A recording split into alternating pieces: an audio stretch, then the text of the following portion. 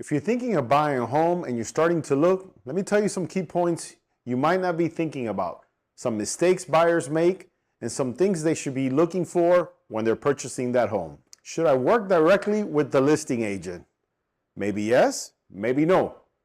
Where would I say that it's a good idea to work with a listing agent? If you're experienced, maybe you're an agent buying in another state. Maybe you're a savvy negotiator that are buying a home not for yourself. Maybe it's just a business where you're putting in a couple of offers in there and you're experienced. Experience meaning you know how to read comparables, you know how to do your own comparables. You're not looking at Zillow or Realtor.com for them to estimate that. Now, if you're not experienced and you're buying this home for yourself, for your family, and you've never done this before, maybe you've done it before 10 years ago and you forgot, you want to find a real good buyer's agent. Here's why. When I represent a seller, when I'm selling their house, I work for that seller. I don't work for the buyer.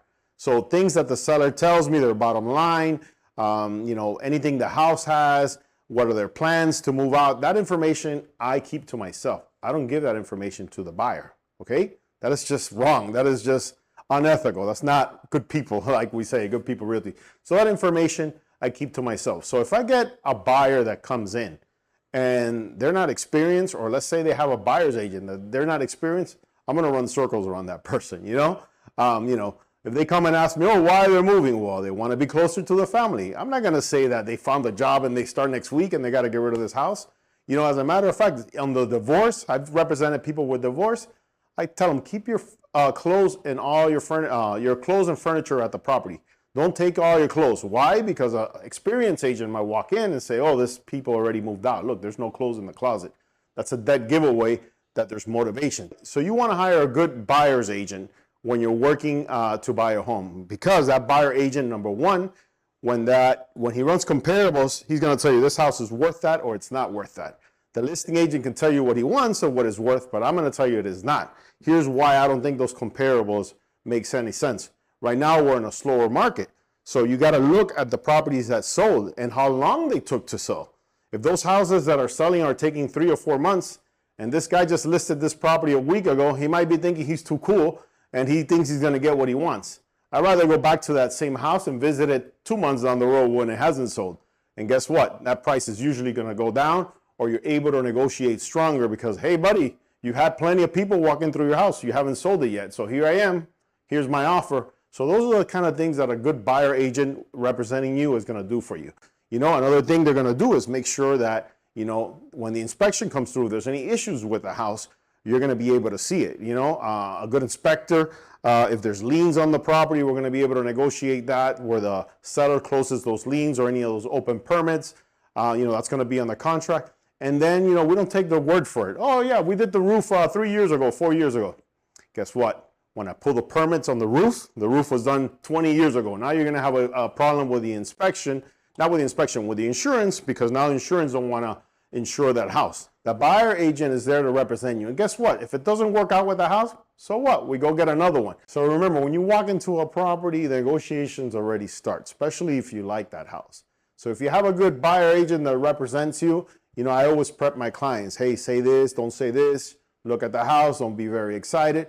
But if you're coming in directly, without representation, remember that when that listing agent is asking you questions that you think are innocent, they're gathering information. A good buyer agent won't reveal too much information, When a good buyer agent is asked information, he just does general information. Or, sometimes they ask me stuff that I say, nah, I'd rather not share that at the moment. Straight up, just hard face. Nah, we'd rather not talk about that, or we'd rather not share that, because I know what they're trying to do.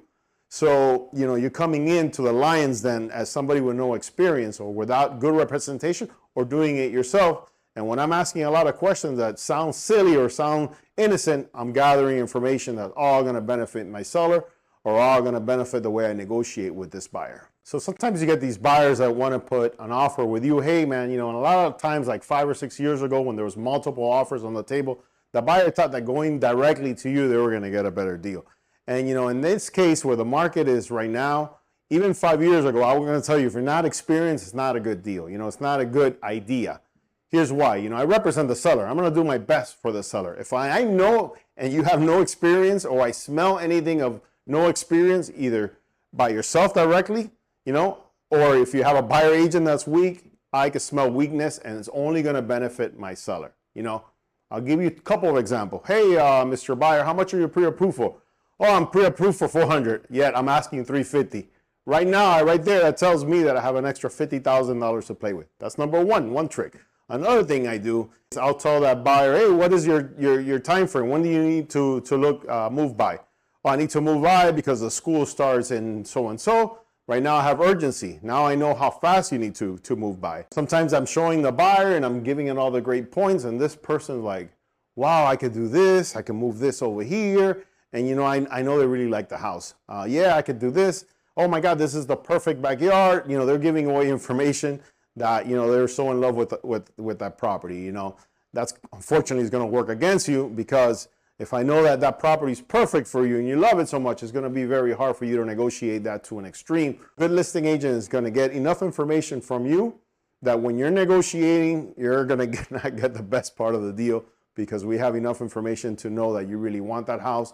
Whoever I represent, that's who I'm fighting for. If you hire me as a seller, I'm trying to get you the most money. And if you hire me as a buyer agent, then guess what? I'm trying to get that house for the lowest. And my record shows. You'll see that when I negotiate for a buyer, I'm getting buyer credits, I'm getting inspection credits, and I'm getting reductions on the price, you know, 50, 100. I just negotiated a commercial deal right now, and I negotiated $1 million off the price.